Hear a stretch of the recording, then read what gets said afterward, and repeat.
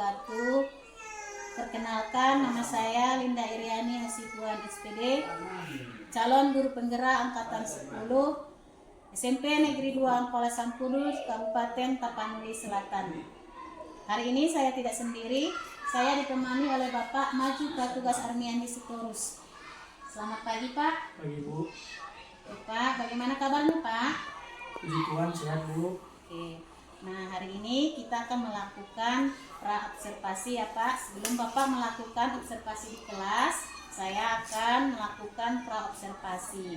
Nah, jadi tujuan dari observasi kelas ini yaitu supaya mengetahui dan mengevaluasi jalannya proses pembelajaran yang telah Bapak buat. Nah, sebelum melakukan observasi kelas, nanti saya akan bertanya beberapa pertanyaan kepada Bapak supaya nanti pembelajaran di kelas Bapak nanti bisa berjalan dengan bagus ya Pak. Nah, jadi kita akan mulai dengan pertanyaan yang pertama ya Pak. Saya akan menanyakan tujuan pembelajaran setelah Bapak buat. Oke, terima kasih Bu. Adapun tujuan pembelajaran saya yang akan saya kerjakan itu, peserta didik dapat menjelaskan pengertian kebutuhan manusia. Kemudian yang kedua, itu peserta didik dapat mengidentifikasi jenis-jenis kebutuhan manusia. Dan yang keempat, peserta didik dapat menyajikan hasil analisis berbagai jenis kebutuhan manusia.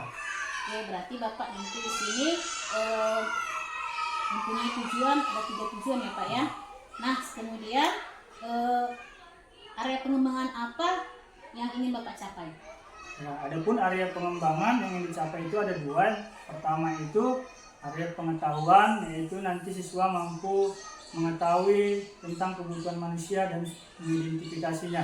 Yang kedua itu keterampilannya, siswa mampu menyajikan hasil analisis berbagai jenis kebutuhan melalui presentasi kelompok.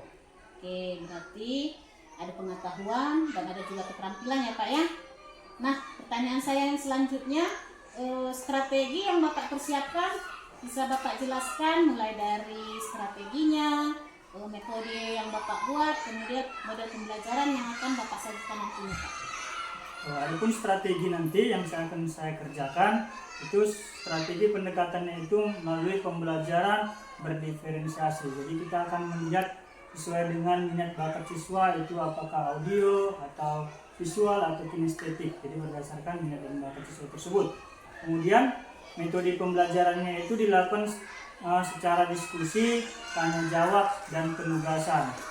Kemudian model pembelajarannya itu menggunakan berbasis masalah atau problem based learning. Oke, berarti sudah hampir lengkap ya Pak ya. Bapak sudah membuat strategi persiapan sesuai dengan bakat dan minat siswa.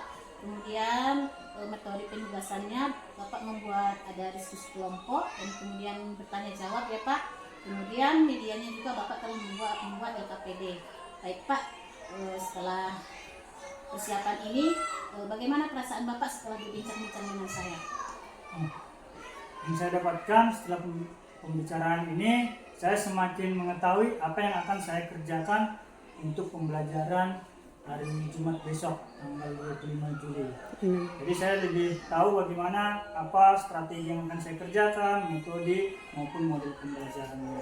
Oke, berarti observasi kelas ini mulai Bapak lakukan berarti minggu depan ya Pak ya, hari Jumat. Baik Pak, nanti hari Jumat minggu depan saya akan datang ke kelas Bapak dan memantau kegiatan observasi kelas di kelas Bapak nantinya. Ada lagi yang ingin Bapak sampaikan sebelum kita minggu depan memulai observasi kelas? Sudah Bu. Oke, terima kasih ya Pak. Selamat berjumpa ya Pak di observasi kelas. Oke Bu Sylvia, selesai. Oke, kita karena di pagi hari ini harus semangat semuanya. Sekali lagi semangat pagi. Nah, jadi seperti itu, tangan berdiri semua.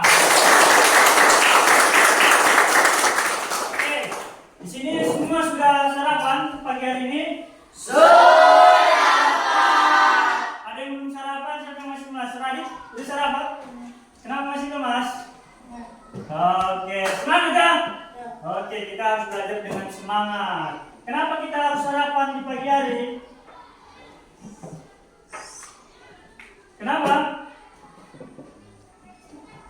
Ayo, coba Dede, kenapa kita harus sarapan di pagi hari? Biar semangat pergi sekolah, Pak. Iya, biar semangat pergi ke sekolah, biar belajar dengan penuh tenaga ya, karena sarapan itu merupakan kebutuhan manusia ya. Maka dari itu untuk melatih konsentrasi kita akan melakukan sedikit games ya. Konsentrasi. Dia harus konsen ya, konsentrasi. Jangan konsen tapi bau terasi ya. Jangan, nanti yang nggak konsen nanti jadi bau terasi. Oke, kita semua konsentrasi. Kalau Bapak bilang konsentrasi, konsentrasi, gitu ya. Oke, konsentrasi, konsentrasi. Oke, kita main game ya. Kalau Bapak bilang ke atas, tangannya ke atas. Ya, kalau Bapak bilang ke depan, tangannya ke depan. Kalau ke bawah, ke bawah. Kalau ke samping, samping. Coba dong tangannya ke atas. Ya, ke samping. Ke bawah. Ke depan. Ke samping. Ke atas. Ke atas. Ya, dia langsung ke bawah ngikut ya. Masih di atas. Jadi kayak gitu. Semua harus konsentrasi. Coba sekali lagi ya. Oke, kita lihat lagi siapa yang belum konsentrasi nih. Mungkin belum sarapan atau lapar dia. Oke, coba kita ulangi lagi. Ke depan. Ke depan. Ya, ke atas. Ya, oke. Ke atas. Ke bawah. Iya. Ke bawah ya, ke bawah jangan ke depan ya. Oke, tepuk tangan buat kita semua. Oke, kita harus belajar penuh dengan konsentrasi. Bagaimana kita supaya konsentrasi dalam belajar? Kita harus sarapan dahulu. Kenapa kita sarapan? Karena sarapan itu merupakan kebutuhan manusia. Ya, untuk ada tenaganya supaya bisa berpikir. Bagaimana jika kita tidak sarapan atau tidak makan selama 5 hari? Apa yang terjadi? Hah? Sakit, ya kan? Bisa sakit, bisa bahkan sampai terjadi kematian. Oke, duduk Bapak, silakan semua duduk. Oke, kita akan belajar materi kali ini tentang kebutuhan manusia. Pernah dengar kata kebutuhan? Kalau pernah dengar kata kebutuhan, apa yang kalian pikirkan tentang kebutuhan? Coba angkat tangannya satu. Ya, ini kita seperti biasa kita bagi kelompok berdasarkan gaya belajarnya. Coba untuk kelompok ini, kalau dengar kata kebutuhan, apa yang kalian pikirkan? Apa yang dipikirkan? Ya, sesuai dengan tingkatan, berarti harus ada yang dipenuhi dahulu. Contohnya kita pikirkan itu pemakanan, gitu kan? Oke, coba kalau ini apa yang dipikirkan?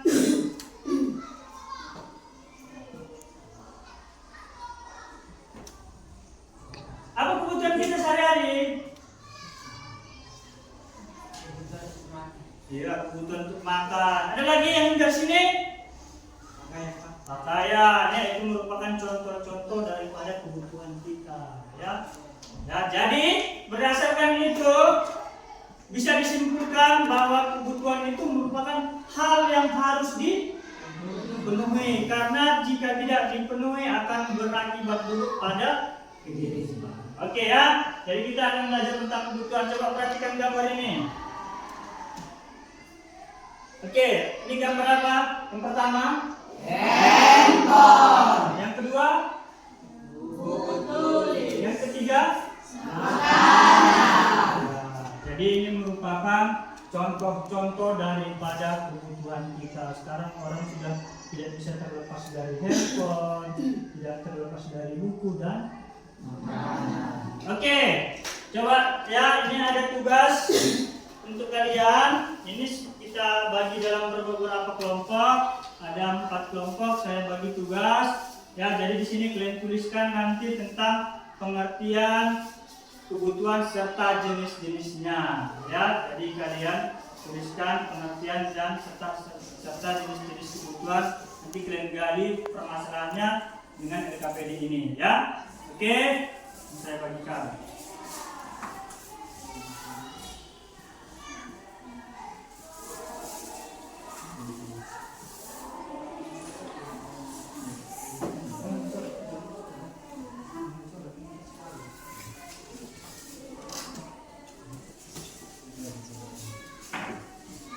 Oke ya, jadi kalian di situ tuliskan daripada pengertian kebutuhan manusia beserta jenis-jenis kebutuhannya. Oke, ya, dipersilakan untuk dikerjakan.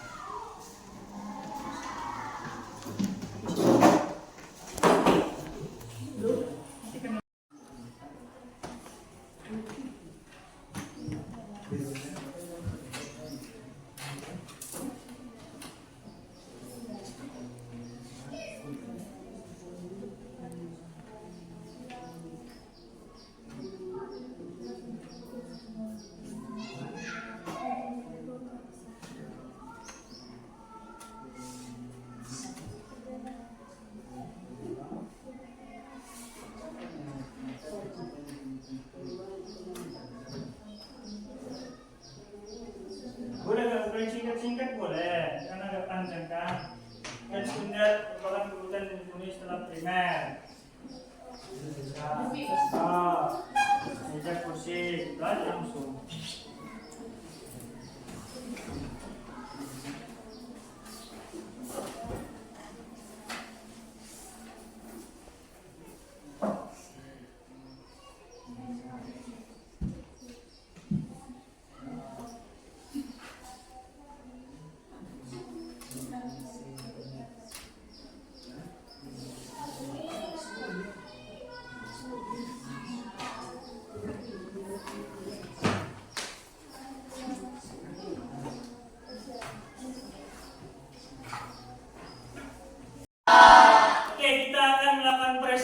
Nanti dipresentasikan oleh kelompok masing-masing. Jadi Bapak minta dulu dari kelompok Mawar untuk maju ke depan. Silakan kelompok Mawar maju ke depan.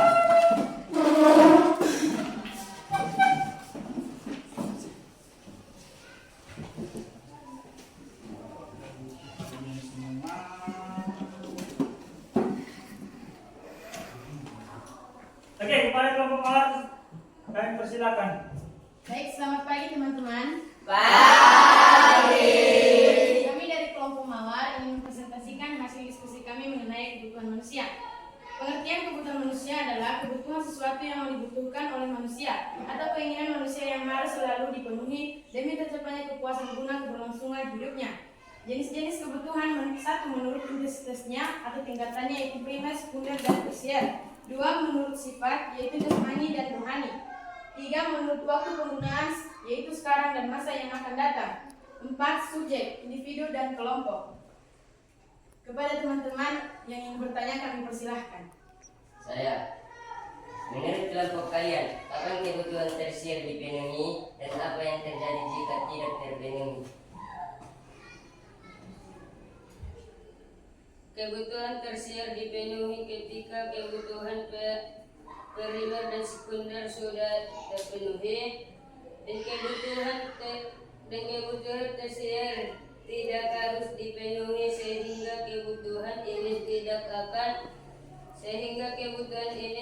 akan berdampak buruk bagi kehidupan jika dipenuhi. Apakah jawabannya benar? Benar. Oke,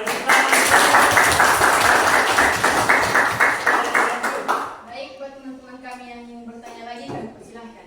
Kami, menurut kalian pakaian yang kami pakai ini termasuk kebutuhan apa? Dari jawaban diskusi kami, apa yang termasuk kebutuhan jika berdasarkan ketingkatannya ialah primer, jika berdasarkan sifatnya kebutuhan jasmani, jika berdasarkan subjeknya individu, dan jika berdasarkan waktu penggunaannya ialah masa sekarang. Apakah jawaban dari kami benar? Benar.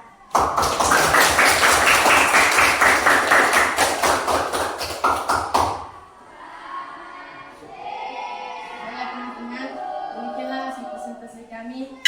Kami ucapkan terima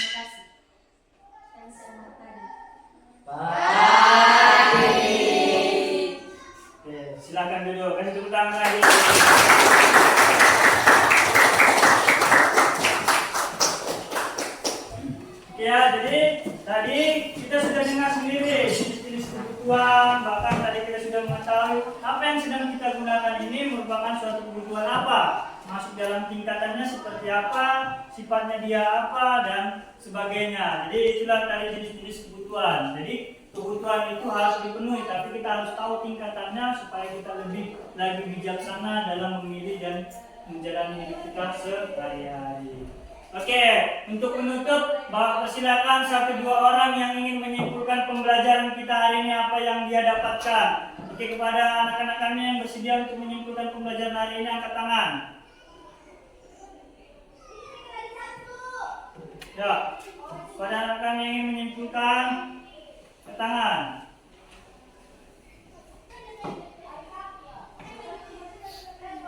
Ya, sekian Pak.